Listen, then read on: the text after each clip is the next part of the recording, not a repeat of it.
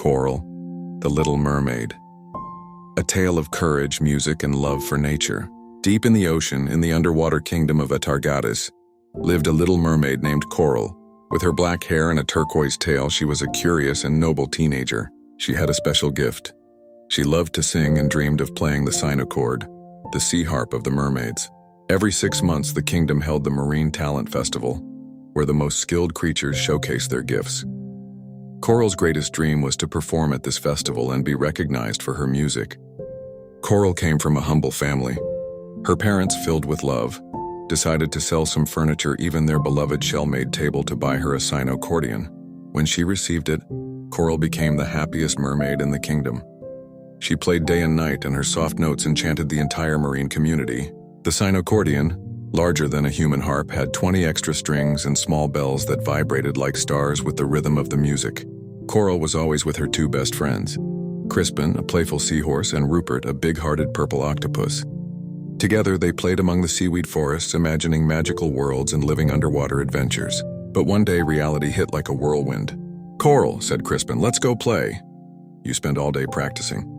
"I can't, Crispin," Coral replied. "The festival is very close and I must do my best." Just then, Rupert arrived with a worried expression. "There are rumors. Humans are near the seaweed forest. They're tearing everything up." "Humans?" Coral asked, alarmed. "No.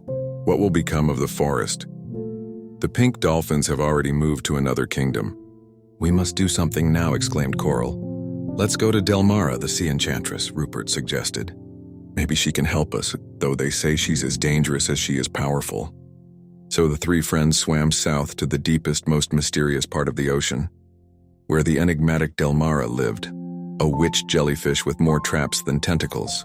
Delmara was already expecting them. She prepared potions while mumbling, "I feel someone coming. My spells are quite trendy lately." Coral gently knocked on the door made of twisted corals. "Who's there?" Delmara growled.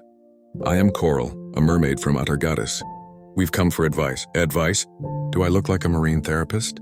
"Sorry, but humans are destroying our seaweed forest. We need help." "And what's in it for me?"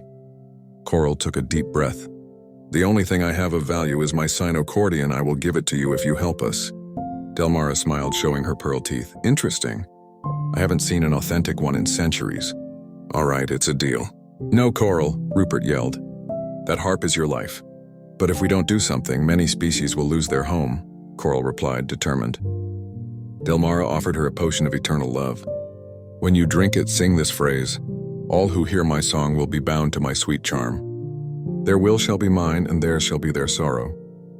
And that's how the humans will leave? That's right. They will fall in love with your voice and do whatever you ask. But be careful. Once done, they will seek you forever." Coral hesitated. She didn't want to manipulate anyone. "But the forest, the sea—" "I'll do it," she finally said. Coral handed over her Sinocordian, drank the potion, and intoned the spell.